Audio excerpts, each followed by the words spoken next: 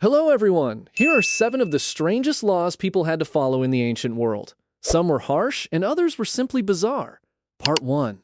Hammurabi's Law 229.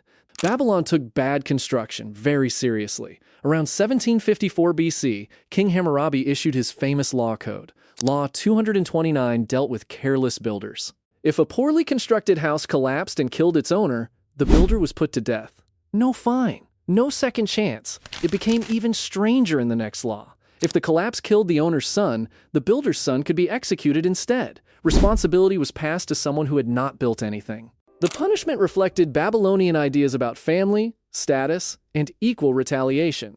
It also sent builders a clear message: make the walls strong, or your entire household might pay the price. Part 2.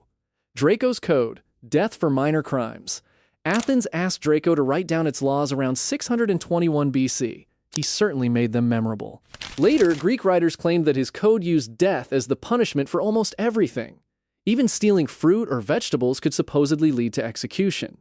According to Plutarch, Draco believed that minor crimes deserved death, while greater crimes had no harsher punishment available.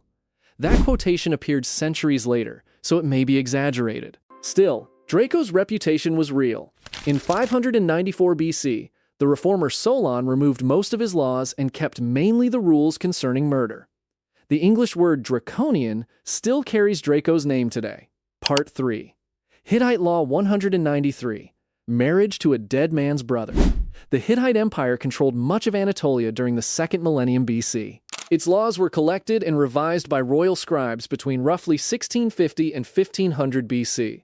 Law 193 dealt with widows. If a married man died, his brother was expected to take the widow as his wife. If that brother also died, responsibility could pass to their father. Should the father die too, another male relative might marry her. The woman remained inside the same family through a chain of marriages. This was probably meant to protect property, children, and the family line. To modern ears, however, it sounds less like protection and more like an inheritance system involving a human being. Part 4. Middle Assyrian Law 40. The Veil Rule. In ancient Assyria, a veil was more than clothing. It displayed a woman's legal status. Middle Assyrian Law 40 survives on tablets copied around 1076 BC during the reign of Tiglath-Pileser I. Wives, widows, and daughters of free Assyrian men were expected to cover their heads in public.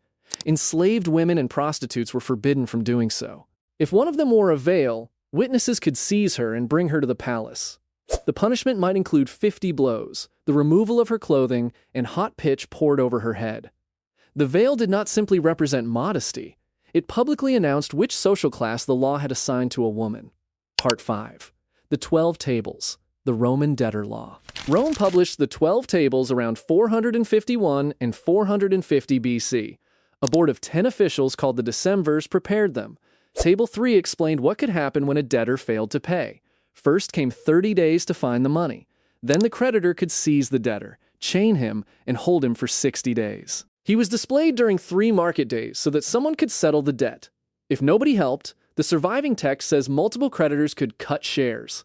Some historians interpret that literally. Others believe it referred to dividing property. No confirmed example of a debtor being cut apart survives. Still, the written rule alone made borrowing money terrifying. Part 6. Lex Oppia. Rome's clothing and jewelry law. Rome was fighting Hannibal when the Lex Oppia was passed in 215 BC. The law was proposed by the tribune Gaius Oppius. It limited women to half an ounce of gold. It also restricted colorful clothing and banned carriage rides within Rome, except during religious ceremonies. Officials presented the measure as a necessary wartime sacrifice. But Rome eventually defeated Carthage, and the restrictions remained. In 195 BC, Roman women filled the streets and urged politicians to repeal them. Cato the Elder warned that giving in would weaken male authority. His argument failed. The law was abolished. Rome had survived Hannibal's army, but its politicians could not save a ban on jewelry. Part 7. Shang Yang's reforms. Neighbors watching neighbors. In 356 BC, the statesman Shang Yang began transforming the Chinese state of Qin. He divided ordinary families into groups of 5 or 10 households. Everyone had to watch everyone else. If one person committed a crime, the others were expected to report it immediately. Staying silent could bring collective punishment, even if the neighbors had not taken part. Reporting an offender could earn the same reward as capturing an enemy soldier. The system weakened old family loyalties and made people answer directly to the state. It was harsh, but effective. Qin became more organized, militarized, and powerful. In 221 BC, it conquered its rivals and created China's first unified empire.